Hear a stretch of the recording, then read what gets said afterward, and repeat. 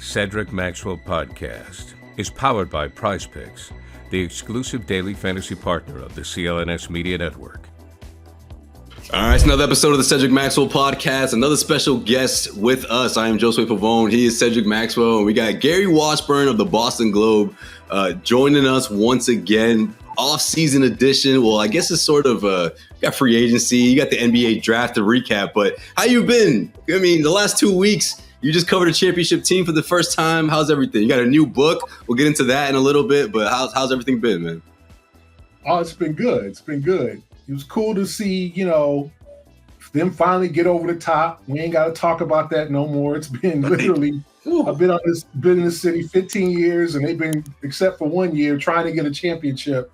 And to see them get over the top and finally get it done and get the monkey off their back, man, it was cool to see. And then the parade. My friend, it's not, this is a black show. We don't use no terms like getting the monkey off your back. We don't. Get the anvil off your back. All right, get the anvil off your back. Thank you. Like Roadrunner. You gotta look that up, Joe Sweats, before your time. Like Roadrunner. Yeah, that is, man. I don't know that one. But yeah, I mean, it was good. It was good for them to get over the top. The parade was awesome. Like I didn't never been to a parade before in terms of like a team celebrating, and just to see all the types of people out that came out that love the Celtics. People think that, obviously, Max, people watched your days and they saw a number of white folks at Boston Garden and thought those are the only people, but there's so many people of color, so many from everywhere who love the Celtics, man. It's crazy. And it was just to see all them out that day on that Friday, all shapes and sizes, colors, ages from 2 to 92. That was like, wow, Boston really showed the best of itself. So it was cool. It was cool to see, them finally, that said, like, people think that I like the team. They're good guys. I'm good with Joe. Me and Joe are great at this point, That's serious, Max. Don't give me that look. we can get into the Scal. Yeah, Max, explain that look. We can get into the Scal Perk thing in a minute if you want. But oh yeah, we can do that for sure. But yeah, it was awesome. It's been a cool 2 weeks to just kind of watch it. And now, as you see, other teams are ramping up. Meanwhile, I'm watching ESPN News here, and they got two brothers doing cornhole. So I don't know what to say about that, Max. I wish you was. On a Sunday, huh? On a Sunday, man. Like, what happened? What happened, man? That's why all the French folks is getting drafted higher than us in hoops, because brothers they're playing cornhole. Like, I don't know. Yeah, here's one of the crazy things we think about it, though. And, I know we all laugh. Two brothers playing cornhole. I don't know what to say to this, I've never seen that, man. I got to turn that over. I guess we've officially overcome, man. Yeah. Well, here's the thing I'll say about what Gary was talking about. You're talking about people, that you see all kind of white folks in the audience.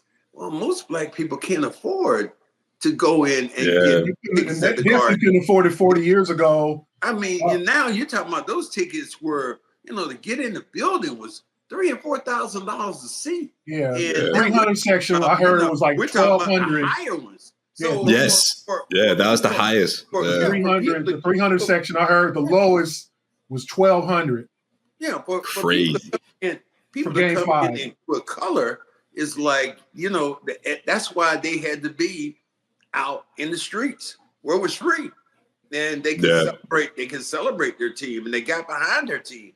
But it was such a beautiful day, and just the environment was just crazy good. What I did like about Boston, the fact that it did not seem like other cities had violence to go along with the parade. Yeah. It was good, and it was just really cool. I'm like you though. I probably more than you and Josue wanted to see them win this series because I got tired of all these damn haters who've been around. You look at ESPN. I think 9 out of 12 reporters said the parade was going to be in Dallas. And I think it was 9 out of 17, but like, yeah. I mean, I love Perk, but Perk was like, I got Dallas winning games 3 and 4. Like, and I'm not saying that, that everybody has a perspective, and I respect Perk a hell of a lot.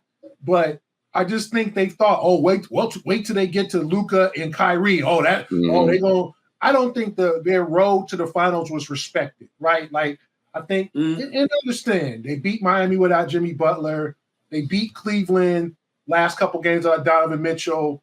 Indiana didn't have Halliburton, but they were able to win both. I mean, but this team had proven all year it was not. It was the best.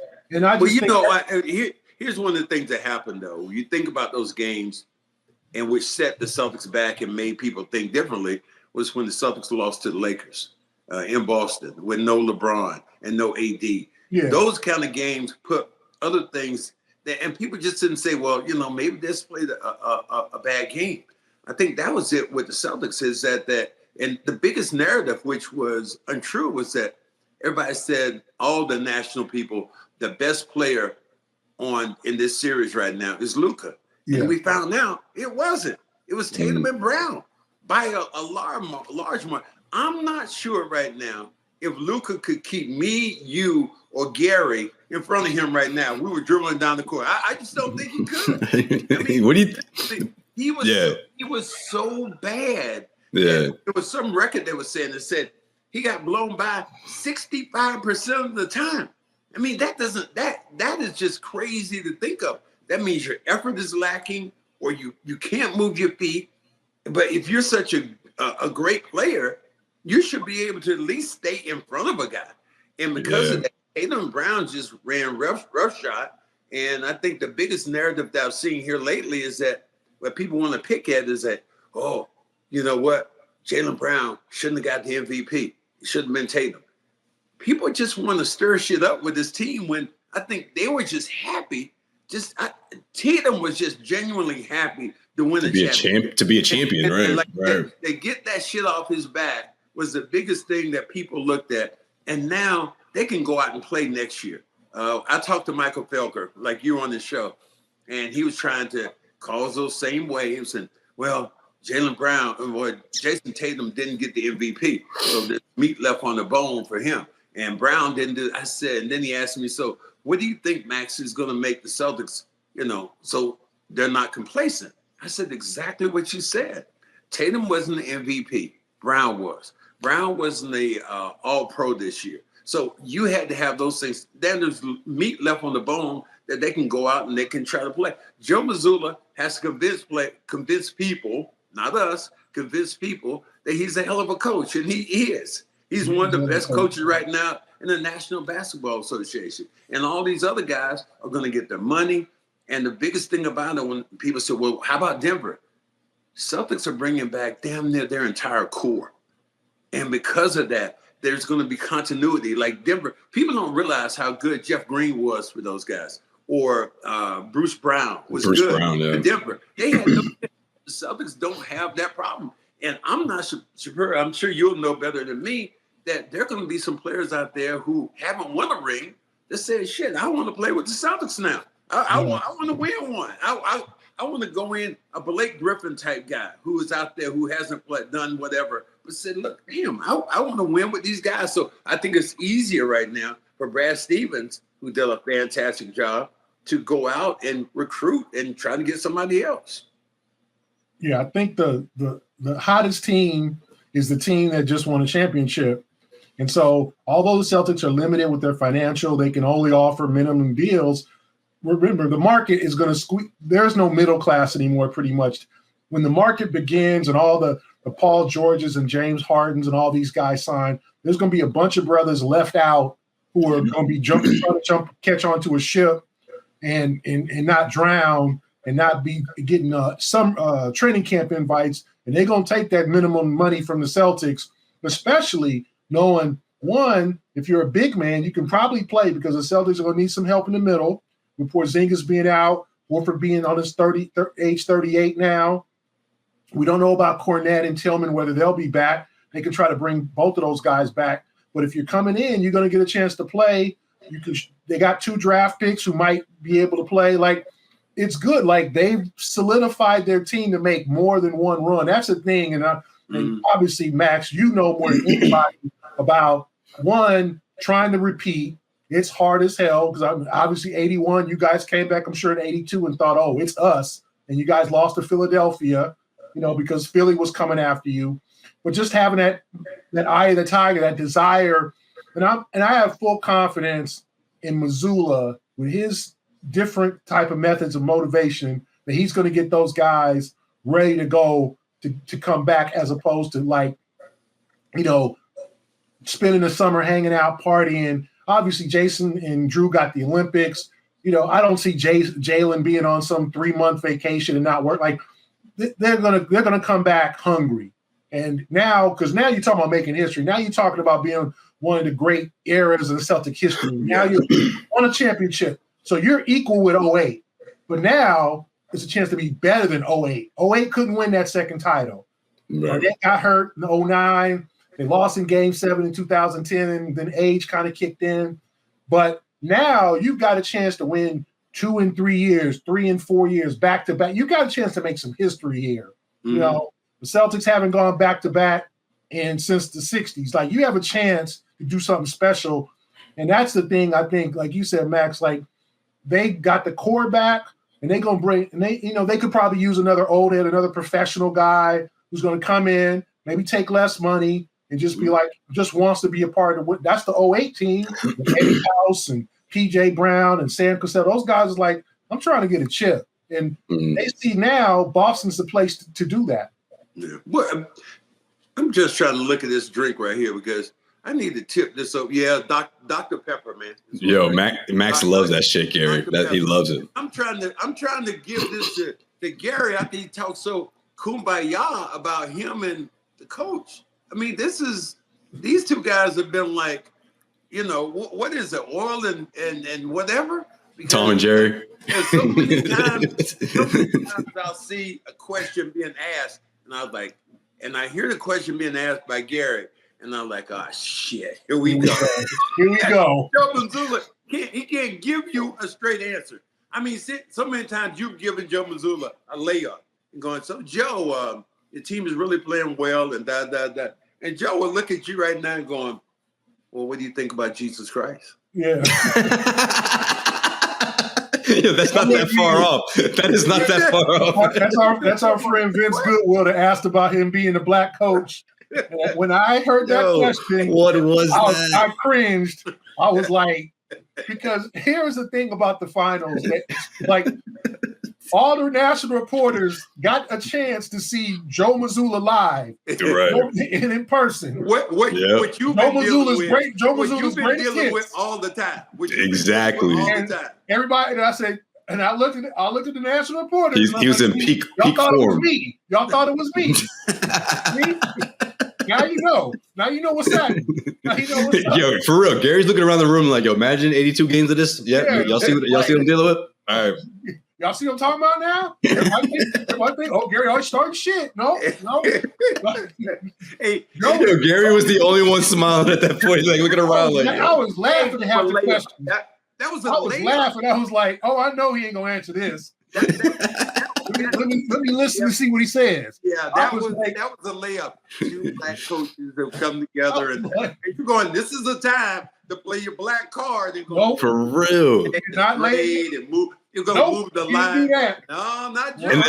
And then Max, two black head coaches just got fired too. Like, so it was a very relevant question. It wasn't like it came out of nowhere.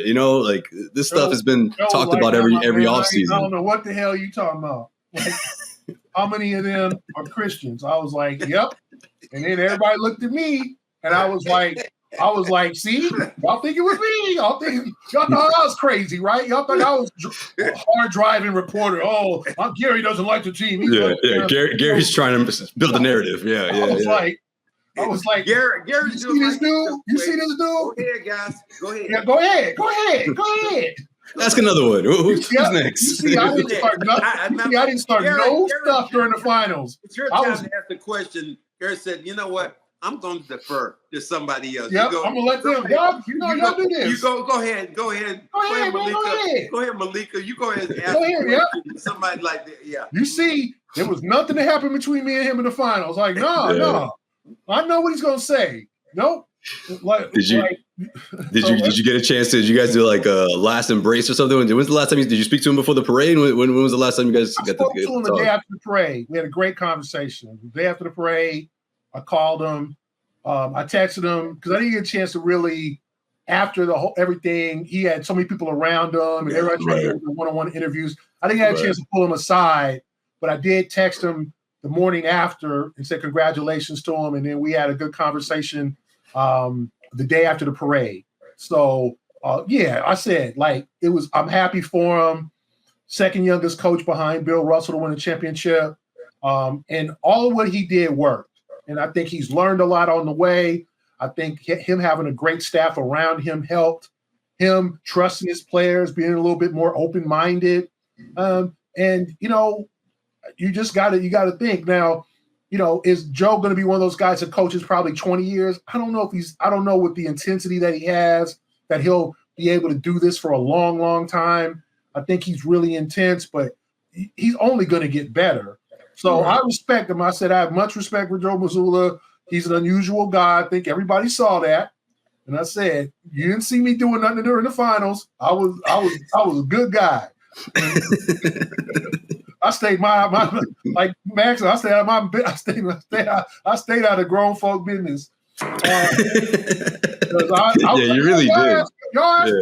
Y'all want them big feature questions? You want to ask them? And then the dude asked him about being half Italian. He didn't bite on that either. He said, I don't care if we can rebound and get spacing on the floor. I don't care what you are. I'll be whatever. Like I was like, see, like y'all think it's me. Y'all thought it was me. It isn't summer in New England without making a trip to Fenway Park, and this year is no different thanks to Game Time. Game Time is an authorized ticket marketplace of Major League Baseball, which makes getting tickets faster and easier.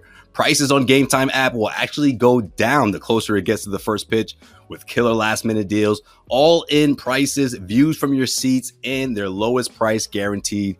Game Time takes the guesswork out of buying MLB tickets. We cannot miss out on any Sox-Yankees matchups this year, so make sure you get your tickets, man. There's nothing like it, especially in the summertime and especially at Fenway Park.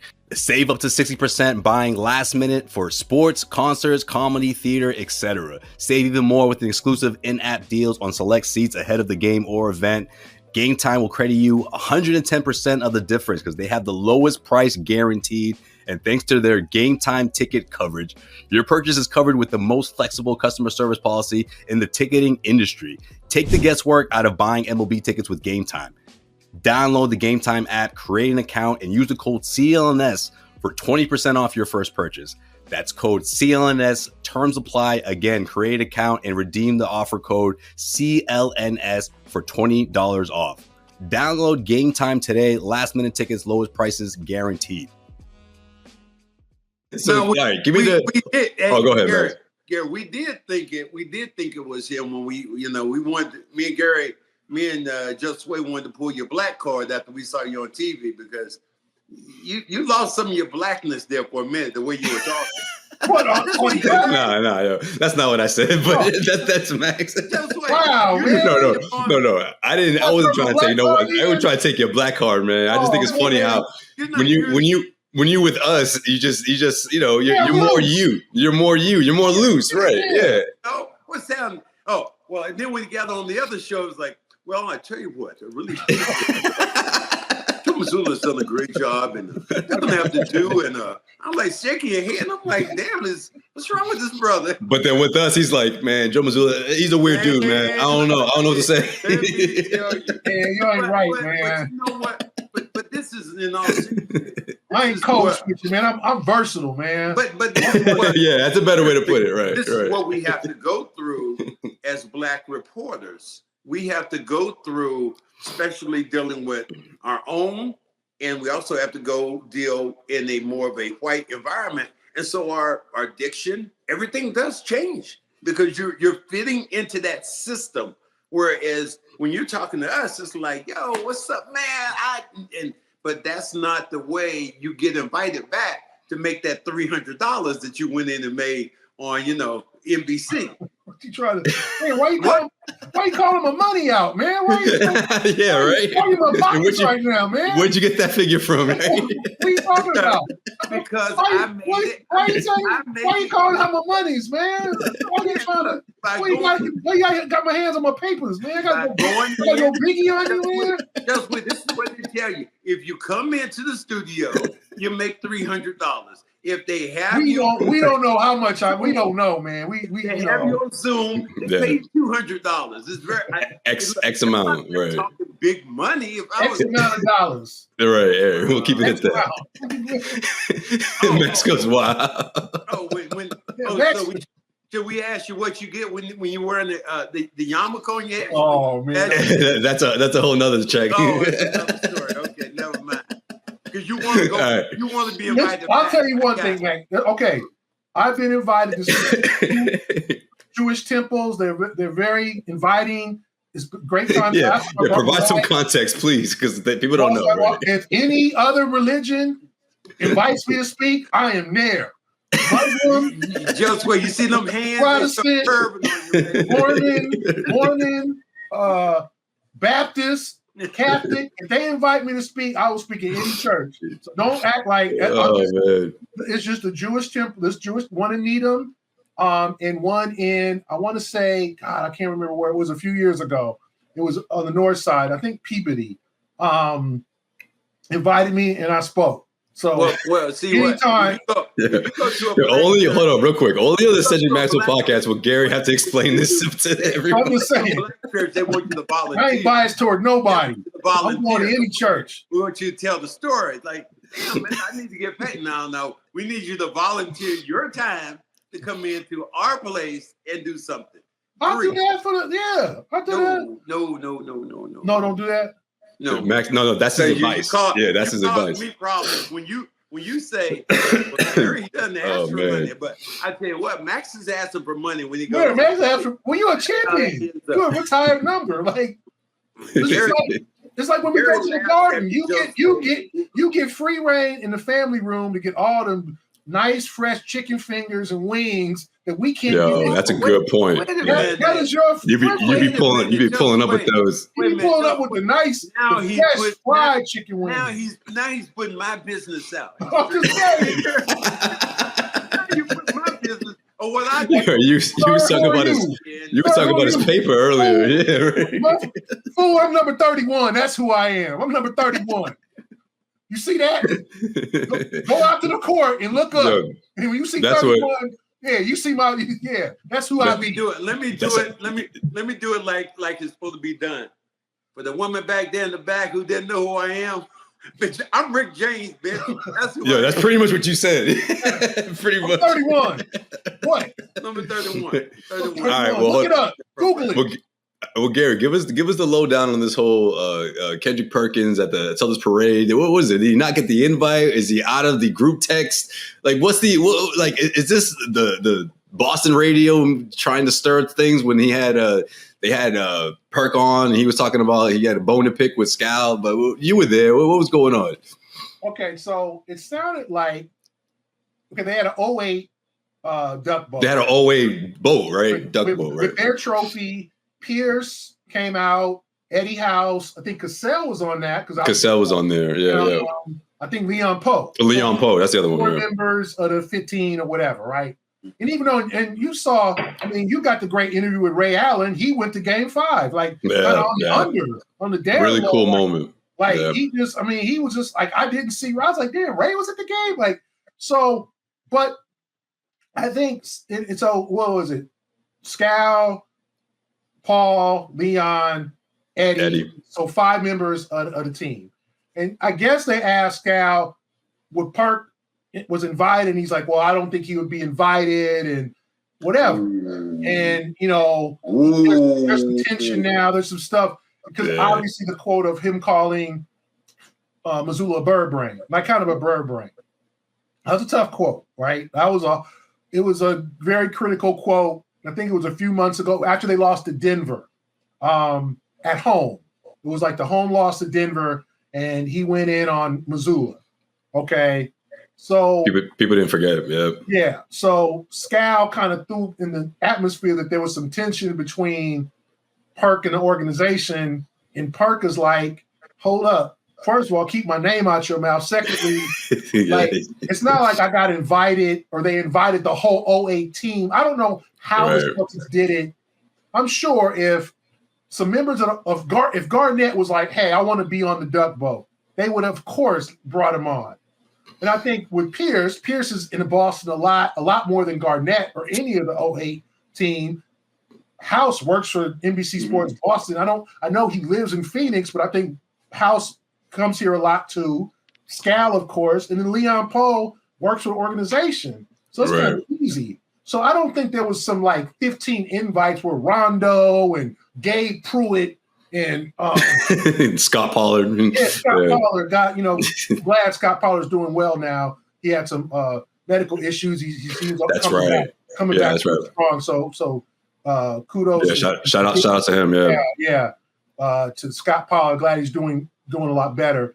It wasn't like there was over 15 invites and then Perk was like, oh, we're writing 14, but not Perk. Right. So Perk, it's the way he worded it though. The way Scal worded it, as if like he was. I had a conversation with Perk, who called me and we had a conversation. And Perk wasn't happy that, and his whole thing is, I respect the Celtics, but one, that was 24's moment, not 08's moment. I respect that too. Mm-hmm. Two, like he said, I haven't come to Boston on my own in years. I come for work or whatever. Like I'm not, I'm a former Celtic and, I love those guys, but it's not like I'm coming back every reunion and I'm coming back here for work. And I cover the league and I got to tell like it is. So I respect Perk for that. And then Scal, he was upset that Scal didn't call him back with immediacy. And Scal was like, well, I'm a busy man and my bad. And so, let's hope they can talk it out. It's petty, but, you probably shouldn't have, Scal might not have refrained from saying, oh, Perk's got issues with, do I think Missoula was upset? Yeah, like anybody would be upset being called a bird brain.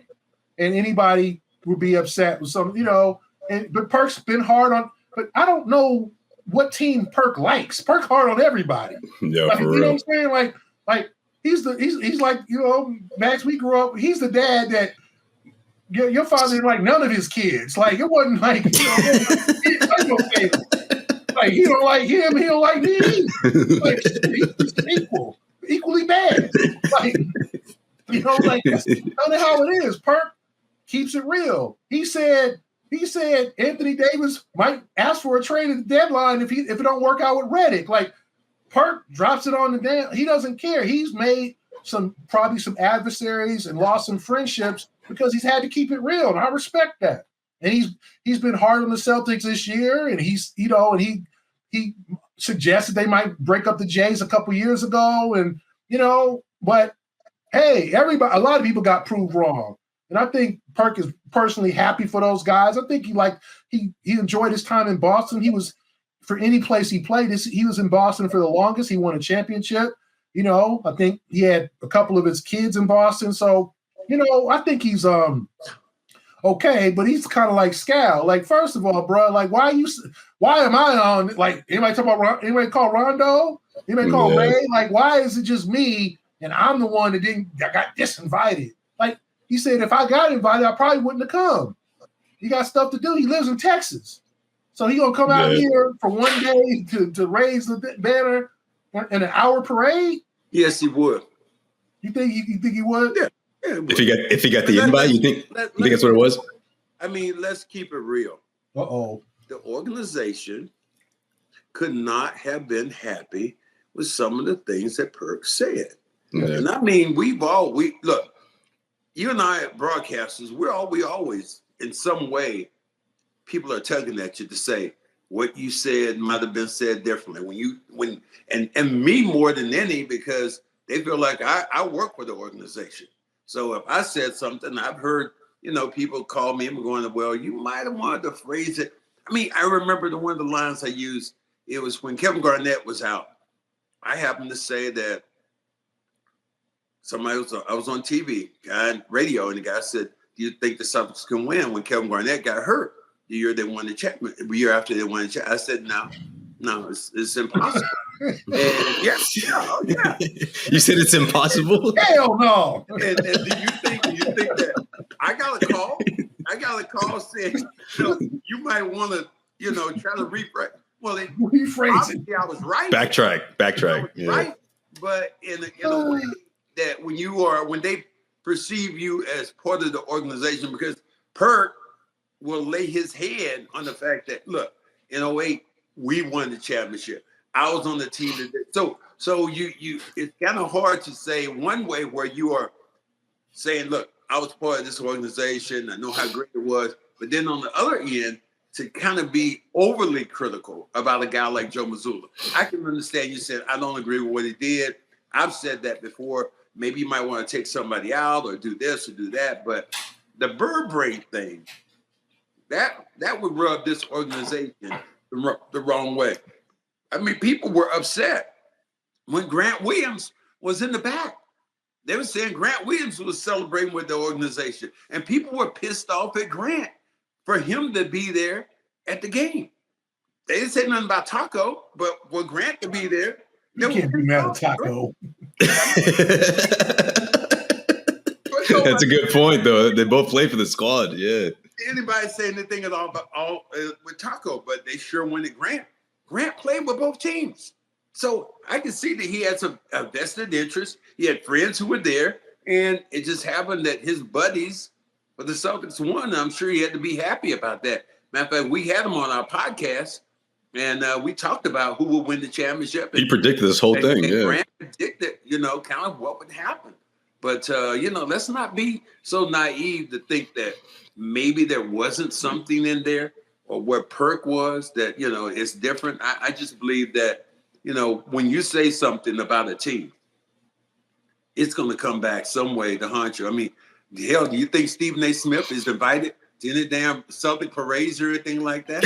He's not being invited because some of the things he said about this organization. Right. Yeah, that's a good point. I mean, it's a tricky spot, man. If you ask me, I just feel like it's one of those things where, like Perk said, it wasn't an official invite list and he was not on it. It's one of those things where if you wanted to be on the duck boat or if you want to be involved, I'm sure people put their name in it. Let me hear this. Go ahead. You said what? If he wanted to be on the duck boat, what would happen? Let me make sure you hear what he would have put his name in. He would have put his name in there. And would he have been on the duck boat? I'm asking you right now. That I don't know. No, I'm asking you. What do you think? Celtics probably would have said no. Okay, all right. Right, but he wasn't gonna put himself out there. But who's Scal to make himself the team ambassador to be like, I don't know if he would have been. You know what I mean? So I can see where Perk stands, saying like, wait, who are you to make that call? I don't know. Scal has a carte blanche with this team in different areas that most people don't. And I love Scal. I've always been his biggest admirer in the fact that you have a guy whose his career scoring or what he did for this team compared to where he's at now in the organization and see him with the big three. And he was the guy who was interviewing the players, before they came out and got on the duck boats. He's made himself into a commodity for this team.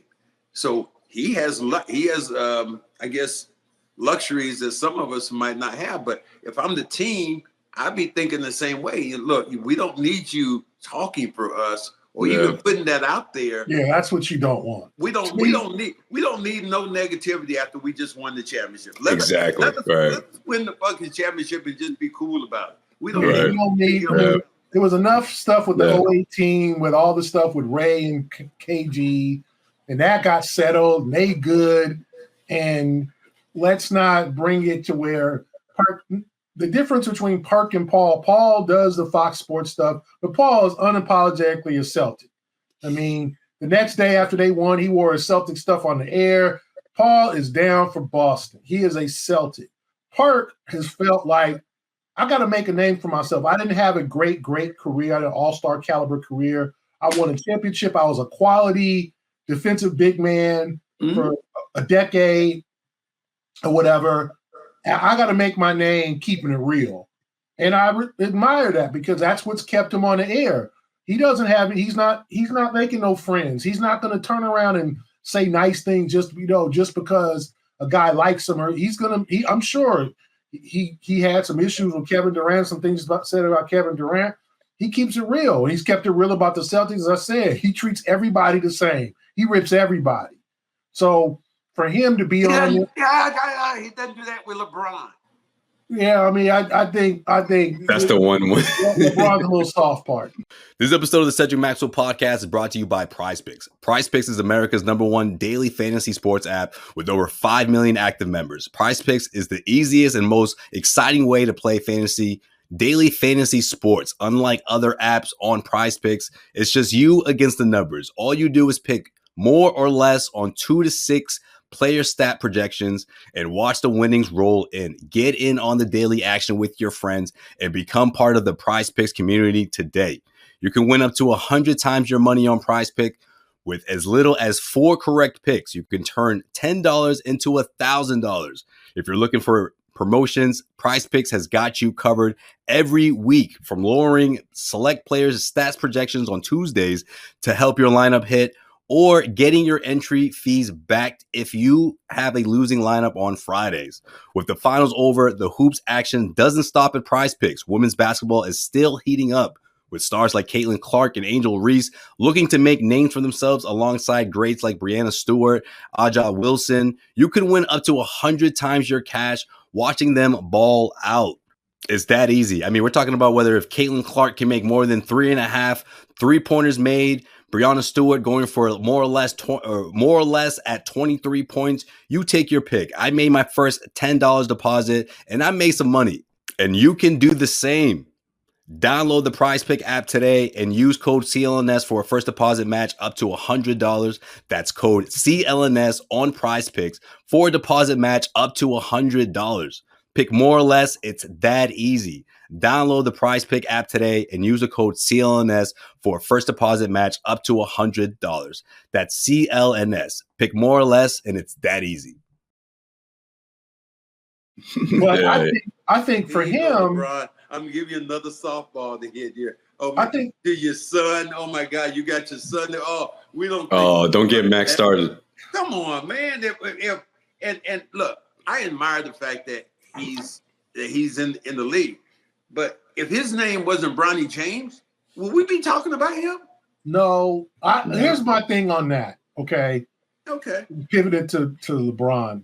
I don't have a problem with LeBron maneuvering his son to get drafted. What I have a problem is when you have your son and he wants to be like you, he wants to be a pro ball player. Okay. My goal, if I had a son in that position, would be, or if I had a son who wanted to be a sports journalist like me or whatever, my goal would be, son, I want you to have the longest, best career possible. Okay. And if we don't work together, then oh well. LeBron's fascination with playing with him, I think, has forced him and Bronny to skip steps, because people are like, well, it's like Ken Griffey Jr. and Ken Griffey Sr. No, the hell it's not. Ken Griffey Jr. came out of Waller High School in Cincinnati in 1987. He was 18. Everybody freaking knew he was going to be in the bigs in a year or so. You saw like that motherfucker is the real deal, okay? And he was playing for the Mariners by the time he was 19. You saw it. Wow. Okay, you saw. If you look at a young Ken Griffey Jr., Ken Griffey, I forgot how long he was in the minors. It was not long. When he got drafted #1 overall, and his dad was still serviceable. He was 40, so his dad had him young. I think his dad had him at 19, so he was 39, 40 by the time Ken Griffey Jr. got to the bigs, and they played together. So it was different. You saw Griffey was a mofo, like he was going to be the man. You can't do that. You don't see that out of Bronny James. Yeah, don't. Okay. Yeah, he needs 4 years. He needs all 4 years, man. My whole thing with LeBron is you want to play with him, but you're going for now. He's a grown man. He can't go back to college. This is he a grown ass man now. You didn't taken your son at 19 and said, okay, no more college parties, no more girls like on the campus. He could have transferred. Okay, it didn't work out at USC. He could have transferred to 50 schools, would have taken him in a minute. Played, had fun, came back from his developed, and then maybe came out next year or played another 2 years.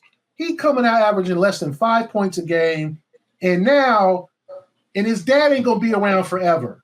Gary, his captain teammate didn't get drafted, man. The dude averaged like 3 times more and all that. But to me, you forcing your son to skip these steps just because you want to be on the team with him. And did you force the for a year or two? Did you force the Lakers to get pretty him? much? Like, what'd you think? Well, yeah, he wanted to play with his son. Yeah. You think they're not gonna take him, Max? Come on, man. I was told my boys on a group chat. Rich Paul was like Suge Knight calling all the record companies if Snoop's son wanted to be a rapper, and Rich Paul was like Suge Knight calling all the companies was like, don't you do it? Def Jam, you best not sign Snoop's son. He coming to death row. Like it was like that was some gangster stuff. Yeah. Like he called teams, you bet not see draft Bronny and see draft Bronny and you know this, Max. Draft Bronny and see what happens. Just where you see his blackness coming out now. Yeah, I like it. I love it. Bet not. Your father would say, draft Bronny and see what happens. Max, he ain't saying this on 98.5, yo. I love it. Go ahead, Gary. Keep going, man. So to me, that's what I think you're right. I think you're right. I just think it's a disservice to his son in the sense of now this young man has got to go to the G League, go all these cities. It's going to be great if he ever gets on the court. But you're talking about a 1 or 2 year thing, and then you're going to retire. And this dude's got to make a career out of this because. Let's look at J.D. Davidson. And that's the hardest position too, right, Gary? That's the most competitive position. J.D. Davidson came out of Alabama after a freshman. He had a much better year than Bronny did.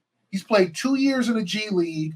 The Celtics have to decide if they want to sign him. Now he's a free agent. He's 21. He's like still trying to make it. Stay with Jaden Springer. Like, you want to be that guy? Or Brandon Boston, the kid from the Clippers.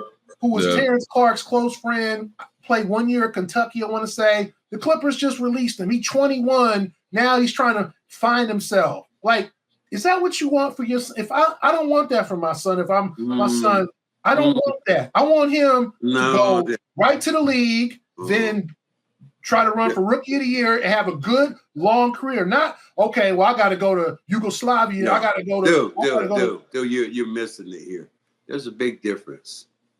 His daddy is a fucking billionaire.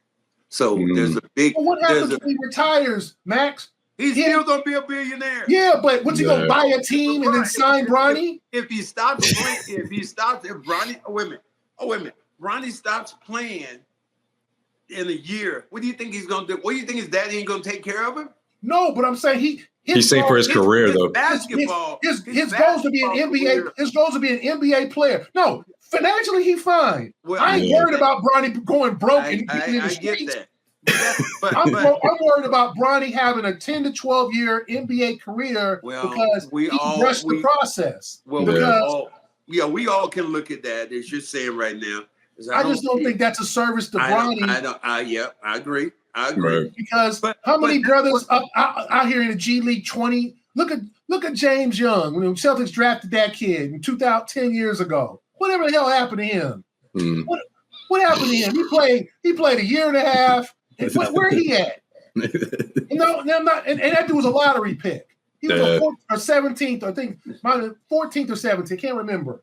He was RJ Hunter just got back in the G League, man. He's been back and forth. Like that shit. And I'm not saying he's gonna be broke, but trying to be a G leaguer and trying to go through that route is hard as hell to be.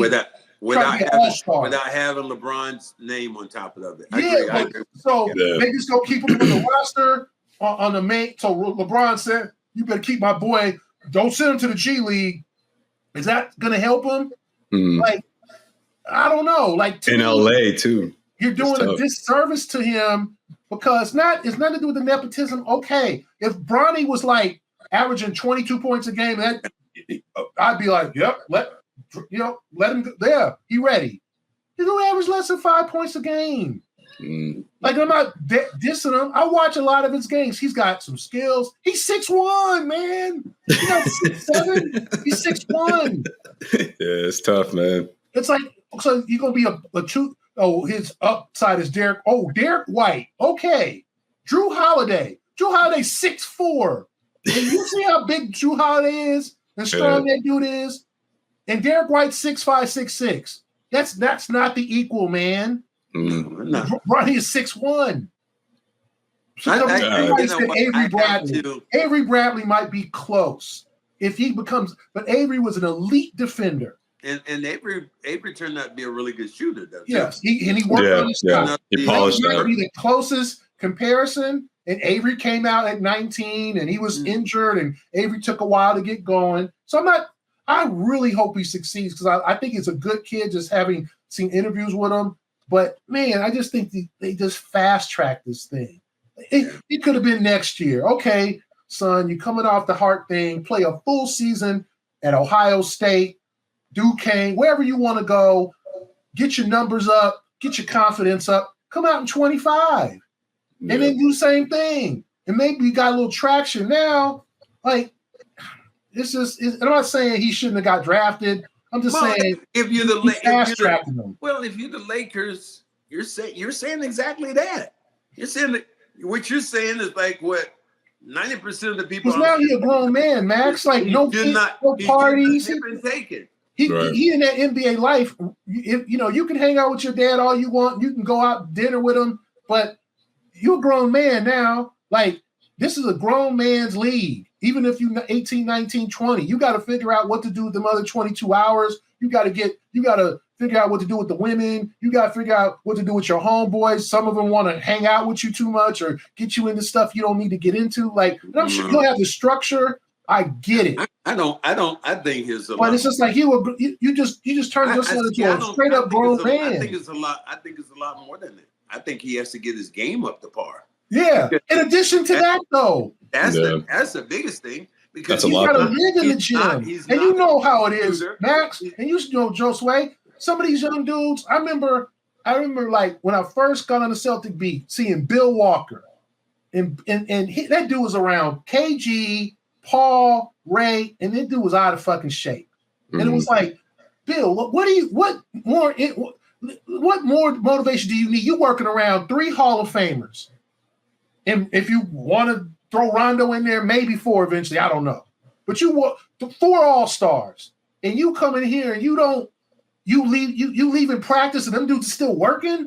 Right. He was in New York by 2011, man. That was it. It was a short stint. Because I remember hearing about him when he was in high school, how much of an athlete. And I remember J.R. Giddens, who wasn't very good either, but J.R. Giddens worked his ass off. He's worked out with Ray. Like, he was trying to get it. And it's just like the league, and I know the Lakers will have his back. So that's a special situation.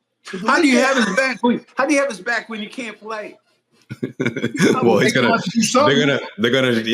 make it. But when his father retires, all bets are off. Yeah, why the Lakers don't care about him in 5 years when he's 24 and he still ain't quite got there? Let me tell you. Time. Look at Davidson. Look at J.D. Springer.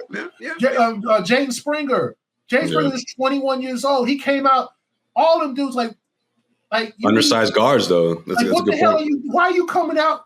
Especially with JD and both with NIL money, you still coming out? You can make money now. You can hustle in college. You ain't got. I know that's a good point. You ain't got to take the envelope under the door anymore, like a lot of these kids did to buy the SUV and take your girl buy out. the whip or some shit. You could go to the car. You could go run in the car dealership, get you a brand new car, get money, and there's no reason to go to the league unless you know you're gonna play. No reason. The best one. Unless you just really don't like school. Who didn't like college? No. Who the hell like is college that bad? Well, what? Let me say this. Like, what is it? Let me suffering in college? NIL money? Let me explain this to you. The best compliment I ever had came from one guy, and that was JoJo White. And I do remember being on the court playing, and I looked over at JoJo White. I just made the move, and JoJo White was in his 10th year. You're obviously a rookie. And he looked at another guy beside him and said, motherfucker, play. You can play.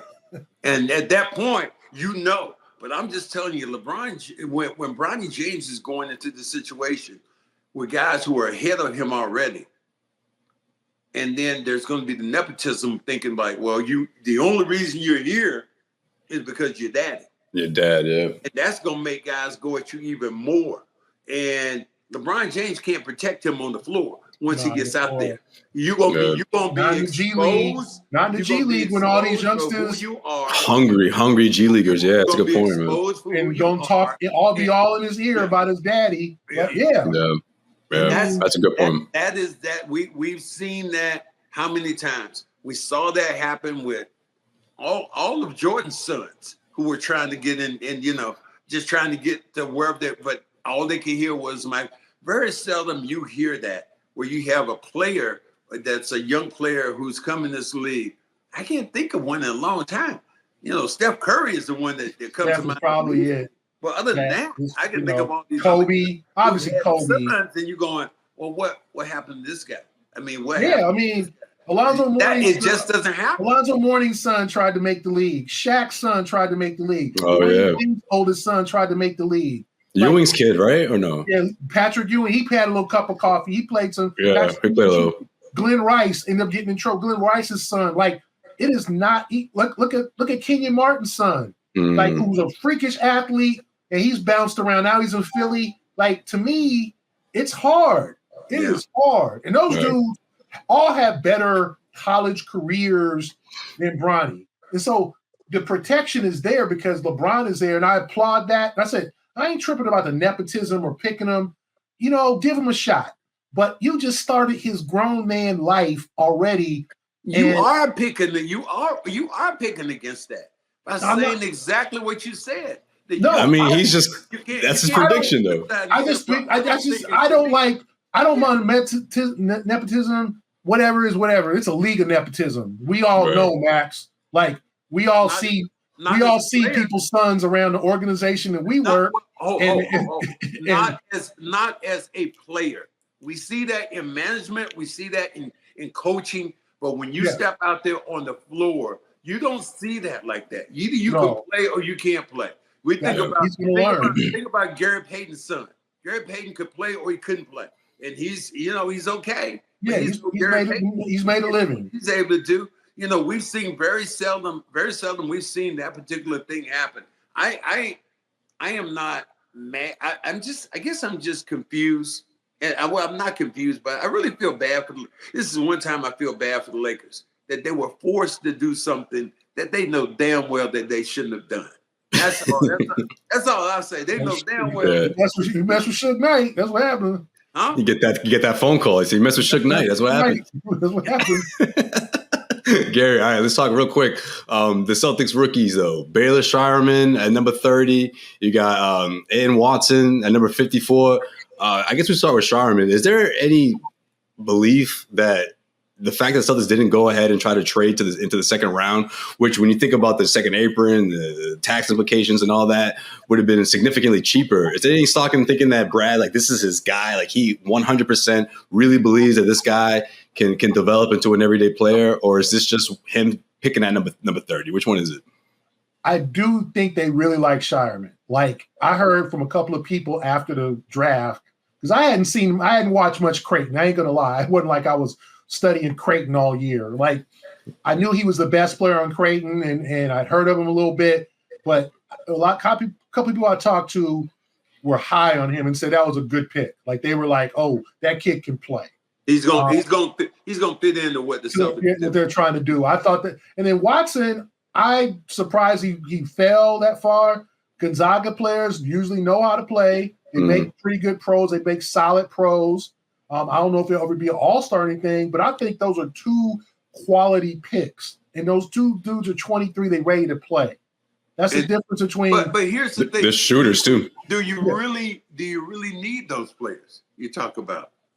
They need shooting, and they got to prepare for life after when the salaries start kicking in, because they got to figure out what to do with Derek White. Okay, what do you mean? You bring him back, but then salary wise, you gotta cultivate some of these young guys because you can't sign mid-level guys. You can't sign mid-level exceptions. No buyouts, right? No buyout contracts. No buyouts. Yeah. This second apron is limited. It's a real deal. Well, you know what? Won't you go to war right now with what you have? If you keep those guys you have right now, you go. You can make the next 5 years because you're gonna have to find a big or see what happens with Porzingis because this might be his last year coming up. I don't know if he plays into his 40s. We'll see. But Al, whoa! Let me tell you. Al walk the beast now. His ass back. Huh? Al, what? Al got 5 damn kids over there. And they're paying him $10 million a year. What you think his wife is saying to him? Got a new crib too. I talked to her. New house and everything. I talked to her. Al, tell him to come home and spend time with them kids. I asked her, I said, everybody else went down to Miami to celebrate. Why didn't Al go? She looked at me like, are you crazy? He got 5 kids at home. Al Horford, I think it's going to go year to year. Getting the $10 million and keep getting the $10 million until his body just breaks down. Because you see that the thing about Al right now, he's still in great shape. They baby him. They massage him all the time. Why would you go wrong? Right. To do what? Well, Gary, they got to sign one of these free agents, though, whether it's Luke Cornett, whether it's Tillman. Like, you can't let both of these guys walk, though, right? I don't think so. I think they like Cornette a lot. Tillman, I don't know if it worked out as well as they thought it would. And the same with Brissett. I think everybody thought Brissett would take that Grant Williams role, and that didn't work out. And Brissett just ended up kind of being a defensive spark plug here and there. But, the thing about the Celtics, you have the veteran minimum, and when the market starts to dry up, there's going to be some quality players out there who are going to take that little $3 million minimum they got to try to win a chip. So I think the Celtics options are a lot better than it sounds because, they only have the minimum. But wait till this market starts. I want to ask you this question because you're kind of an insider. Where does Paul George go at? Does he stay in LA or does he go to Philly? Clock's ticking, by the way, so we'll see. We might find out in the next 24 hours. I think he stays in LA. I just think, why would you? Unless Philly throws everything, because obviously Philly's got to. That's what I'm thinking, Gary. I'm thinking Philly might have like the greatest presentation or something like that. But to ask a guy to go to Los Angeles, who's born from that area, and go to Philly and just be in a different environment in the East Coast, and Paul, it's gritty. It's. I just think the environment, the Clippers are like, man, we, you good, but we ain't want nothing with you. So, we're not gonna offer you the 4-year. They gave Kawhi 3. Does he take 3? Does he take 4 but less money? Or does Philly with Daryl Morey throw everything at him and say you can be our number 2? But he goes to Philly, he's a number 3 guy. Okay. Like, but you're in a but here's the thing about 34. Yeah, but the thing you're talking about right now, maybe he takes on the same position as Drew Holiday. Drew Holiday is not a number 2 guy, 3 guy, 4 guy. But if you're Paul George and you're more or less interested in winning the chip, you take that position because now you got Embiid, you got Maxey, and I can fill in the blanks. And you guys talking about he's in LA now. You're not really in LA during the season because you're always traveling. During the off season, you can go where you want to go. But during the season, you always boom, boom, boom, boom. You're going all over the place. So I think that Paul George, to me, it makes more sense that Paul George signs a contract and goes to Philly. And that makes Philly tougher, but I still don't believe Philly has enough to beat the Celtics. Yeah, I think that's where he probably should go if they roll out the red carpet for him. The Clippers have shown that, listen, we're kind of over this whole Paul Kawhi thing. And Orlando's a wild card. They got the money. They need a veteran to take the next step. Is it going to be somebody like that or Klay Thompson? You know, Klay's out there too now. But you know what? I just think somehow the Clippers come up and say, okay, we're good. This is what we're going to give you. Come on back. And of course, it's reported that Paul George is supposed to have meetings with these teams. So we'll see what happens, what comes out of that. The beginning of free agency. Of course, the first week of free agency, though, that's going to be one of the top reports for sure. But last but not least, Gary, got to ask you about this Celtics book you got coming out. Saw you tweeting about it a couple of weeks ago, days after the Celtics won the 18th championship. Tell us about it, man. I know it's not just about the 2024 team, but the franchise overall, if I'm not mistaken, right? Yeah, I have a book. It's a kind of pictorial history of the Celtics, all the great moments, the great games, the great Celtics of all time. And let me see if I can find my damn name better be in this motherfucker. I was waiting for that shit. It might be. I don't know. There ain't no damn book. I knew you were gonna say that. Here we go. I was gonna preface the question to be like, yeah, better be Max in there. There he is. Celtics draft Cedric Maxwell. So that's one of the top moments. I had to pick about 170 moments. Yeah, he had that highlighted. Look at that, yeah, Max. See? So we're in the editing process, but there's Max playing against the Bullets. He's actually. Is that a no look? Okay, Max. No look pass. He's actually passing the ball. Yeah, you don't see that often. One of his rare assists. So what the fuck are y'all talking about? What's that? One of 300 assists, career assists. How many assists you get? I was not a reluctant passer.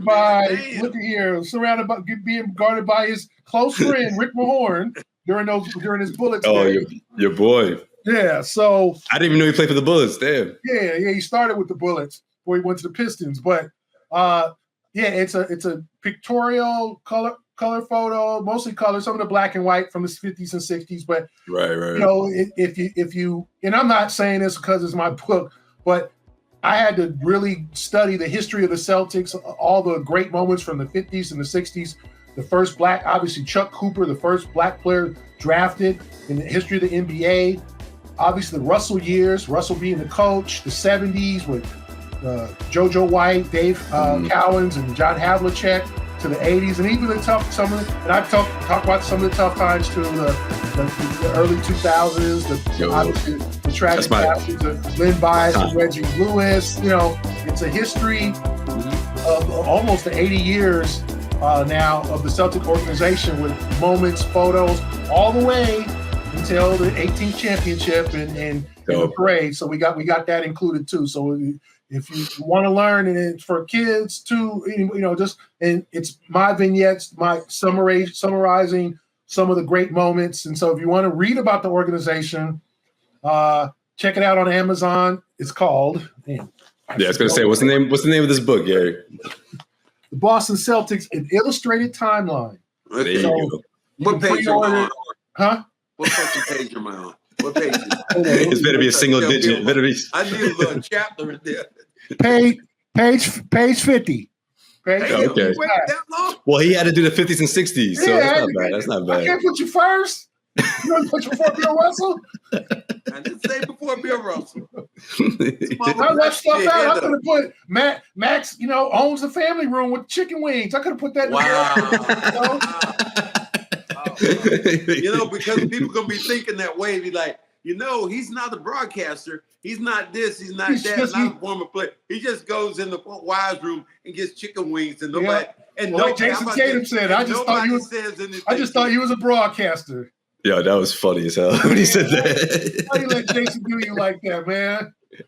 Okay, you know what? I did the same thing to Jason when he came up to me in Indiana. I said, he said, man, I'm gonna win you one. I'm gonna win you a ring this year.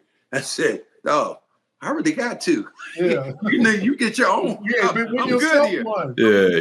So I love join the fraternity, right? I'm gonna have to put this picture out that I have of myself, Al, Porzingis, and Jason Tatum holding the trophy. Oh, that's a great pick. Everybody looks at me like I was sick, man, because I'm standing beside Porzingis. I'm like, they said, what happened to you? Are you sick? You okay? I said, this dude is 7'5". I know. I'm supposed to look small. Damn, the action is shrunk. Yeah. Yeah, right. You getting old, brother. He makes everyone look small for sure. Yeah. All right, he's Gary Washburn of the Boston Globe, man. Also 1/3 of the Big Three NBA podcast here on CLNS Media, and it's always fun catching up with Gary, man. Look at that, over an hour, man. We could go for another one for sure, man. Gary Washburn, appreciate you coming by. And we ain't paying your ass either. No, you talking about my money, man. Yeah, here you go again. Get your hand out of my pocket now, okay? We pay. I can't believe you put my monies out there, Max. No, that was one of the funniest segments for sure. You broke the black code with that, man. You did your own. You broke the black code with that, man. Brother, you were talking about that money, man. That's a valid point. But that's going to do it for this episode of the Cedric Maxwell Podcast. He's Cedric Maxwell. I am Josue Pavone. One last time, thank you, Gary, for coming on, man. And everyone out there, appreciate you. Subscribe, rate, review, all that good stuff. And we'll see you guys next week.